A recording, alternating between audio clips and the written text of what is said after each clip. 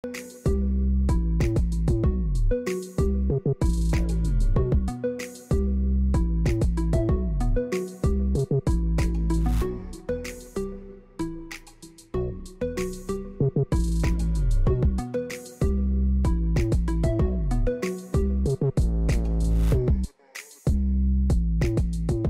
and welcome to InfoHub. Here is what you need to know for Tuesday, June 5, 2018. Exxon Mobil has pumped $10 billion into the local economy for 2017. Single-use plastics will soon be a thing of the past. Region 4's drainage system ready for May-June rains. Several communities will finally get streetlights. And government mulling establishment of regulatory body to manage public transport. First, we tell you that oil giant Exxon Mobil has pumped $10 billion into the local economy for 2017 and the first quarter of 2018, and several Guyanese companies, including small businesses, have been cashing in. More from Alexis Rodney. Kaitor News, which has been executing an unrelenting daily anti-oil and gas campaign, is among the hundreds of local companies cashing in on Exxon Mobil's multi-billion-dollar investment in the Guyanese economy. Raman McRae, which is owned by vocal oil and gas critic Christopher Ram, is another of the Guyanese companies making hay from the oil giant's spending in Guyana, as is Guyana Times and Sleeping Hotel. 227 Guyanese-owned companies have been benefiting from Exxon Mobil's business here. These companies and some individuals as well have been providing a wide range of products and services to the oil giant. Among the dozens of services provided are fabrication, transportation, accommodation, graphic design, catering, legal services, security, accounting and auditing, and media services.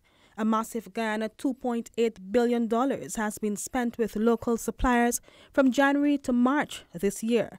In fact, the majority of the suppliers listed are categorized as small businesses.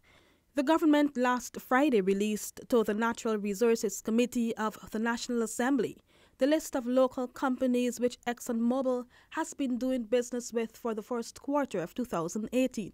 Exxon Mobil is required to submit to the government on a quarterly basis the list of companies it engages. The company has been meeting its obligation to submit the quarterly lists to government since the commencement of their operations in Guyana. Reporting for InfoHub, Alexis Rodney. Guyana is gearing up to beat plastic pollution. The Department of Environment today hosted a consultation session on the proposed ban on single-use plastics in Guyana. Single-use plastics are items such as those popular black plastic bags, which are most harmful to the environment as they take centuries to decompose. Stacey Carmichael brings us the details. In keeping with the United Nations World Environment Day theme, Beating Plastic Pollutions, the Department of Environment today hosted a public conversation on the potential ban of single-use plastics in Guyana. Department of Environment head NDB Schwers said the ban on single-use plastics presented to the cabinet will be implemented within 3 years. In 3 years' time, we will be able to, as a country, develop the kind of, whether it's policy or plan, to enable us to quickly transition from single-use plastics. The department proposed that a ban be imposed on the importation, manufacture and sale of single-use plastic bags and other single-use plastic products. Single-use plastics are made of fossil fuels, leave a large carbon footprint, leaches cancer-causing toxins into food and pollute the oceans, posing serious threats to marine life. In light of these negative impacts, Stakeholder Management Coordinator, Department of Environment, Aretha Ford, proposed a number of things aligned with the Green State Development Strategy. To have the drafting of regulations, the development of standards and identification of alternatives, to propose fiscal incentives for the private sector, and to impose an environmental levy. And of course, these actions will be done simultaneously. The event featured an interactive panel discussion headlined by a number of prominent public and private sector officials, environmentalists, as well as entrepreneurs. With senior videographer Kenny Ann Bacchus, Stacey Carmichael for InfoHub. The Region 4 drainage system is ready for seasonal May-June rains, says RDC Chair Genevieve Allen. Paul McAdam reports. Presently, we have contractors who are doing manual cleaning in our canals, and with the installation of the 3 new drainage pumps on the east coast of Demerara, because you know the lower east coast of Demerara is prone to flooding during the rainy season. So with the installation of those drainage pumps, it should help to alleviate the flooding that is experienced by the residents. In addition, Allen says the newly installed East Bank Demerara drainage system pumps will protect historically flood-prone areas such as Barnwell. Also, with the construction of the new sluice at Herstelling on the East Bank, that will take care of the flooding in the new housing areas, as I said before. Mocha, Barnwell North, at the back of Mocha, that is prone to flooding. The new housing area at the back of Providence and Perseverance, those communities. The administration has undertaken several measures to mitigate the effects of climate change on the low-lying coastlands. NDIA CEO Frederick Flatt says that the installation of larger irrigation pumps continues efforts to increase the rate at which waters are drained from coastal communities. Paul McAdam for InfoHub. Communities in Region 2, 3, 4, 5, and 6 will be lit, some for the first time with LED streetlights. Renetta LaFleur sheds light on this story. Minister of Public Infrastructure David Patterson said a first batch of 1,500 LED lights has arrived and will be installed shortly in several areas. Out of the very first batch, I want to say that we have promised the persons in Wakenham that will be done within the next 6 weeks. Wakenham will have their street lights, as well as the persons in Region 2 from Supernam to Anna Regina.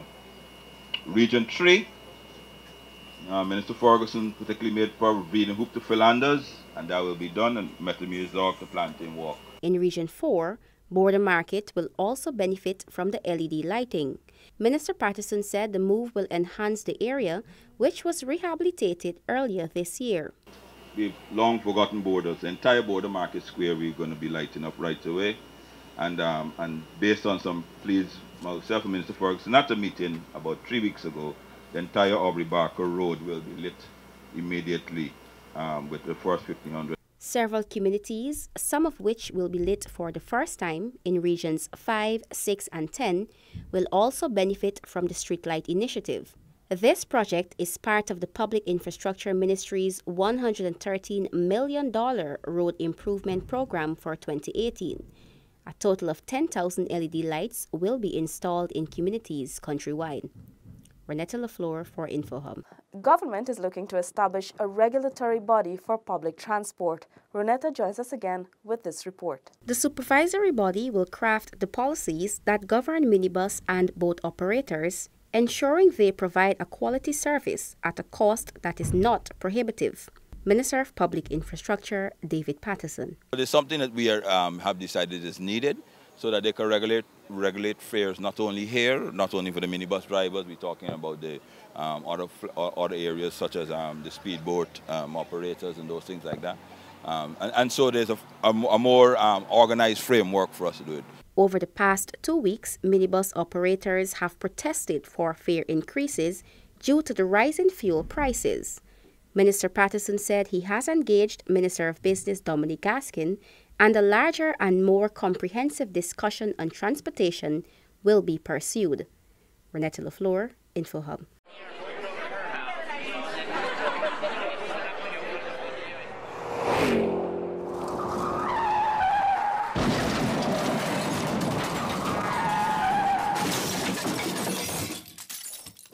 Thanks for staying with us. We continue with hinterland development. Radio Bartica now has local broadcasters presenting live programs. Alexis Rodney was in the Greentown on Monday for their debut. This is Radio Bartica, broadcasting live from the municipality of Bartica, home of the Bartica Regatta in this beautiful deer land of ours. I'm your host, Carlita Williams, and you are tuned into 95.1 FM Radio Bartica. The time is now 17 hours 24. Carlita Williams is among 10 persons who completed the 8-week training program by communication specialist Dr. Robin Deodat. She and her colleague Jermaine Joseph began local broadcasting on Monday. Good afternoon, Bartica. The quote for today is, education is the most powerful weapon which you can use to change the world. Dr. Deodat said the experience was a remarkable one for both him and the trainees. The trainees, basically the elements or elementary things in broadcasting, like pronunciation, enunciation, reading, presentation, and things like those. And so we went through all of that, interviewing, skills and so forth, the kind of thing that you guys would be going through in your own profession. And then after that, we started to do a lot of intense practice, practical work. So in classroom, downstairs of this Learning Resource Center is a classroom setting. So half of it was done downstairs, and then we brought them upstairs in the studio to be able to learn to manage the console. The presenters will produce 1-hour programs for now, Dr. Deodat said. These will include developments within the education, health, social services and infrastructure sectors within the municipality and the region. 2 other trainees shared their experiences on the training sessions. It has been quite a journey. For someone like me who never thought that I would have been in a position like this, it is just wow. I mean, growing up, I've always wanted to be in the field of communication, but I never had the nudge. My role within Radio Bartica is the technical monitor. I'm in charge of looking over the station, making sure that it is on 24 hours a day. My role is also to make sure that programming is run smoothly. I have a wonderful team. Radio Bartica was commissioned in November 2017 by President David Granger. The broadcasters' training forms part of the Regional Radio Stations of Guyana program designed by the Office of the Prime Minister. From Radio Bartica 95.1 FM, I'm Alexis Rodney reporting for InfoHub. Guyana's first ever solar farm is closer to completion, and over 700 Mabaruma residents will benefit from this clean, safe and renewable energy source. Sanika joins us again. The $264 million solar farm will cover some 10 acres on Cans Hill in Mabaruma Region 1. Mayor Henry Smith said that the project is on schedule for August completion. This is the start of a 10-acre solar project we have here. Right now, this is about a 5-acre plot, and the project should have been completed by the end of last month. But as it stands now, they said they had problems sourcing some of the materials, right, from abroad, so it has gone a bit slow. But we hope that by the end of August, it should be up and running. Once completed, the mayor explained an additional 9 hours of electricity will be provided daily to Mabaruma right down to the Wanaina area. The lines have already been laid. It's just to bring in the other inputs, then we'll connect up, and this will give us an additional 9 hours of current. This, added to the 8 hours that we have right now, will give us 17 hours out of 24 every day. The project, started in 2017, is being executed by German company MECO. The initiative is part of government's plan to move Guyana towards becoming a green state and serve to reduce the country's fossil fuel bill and prevent carbon emissions.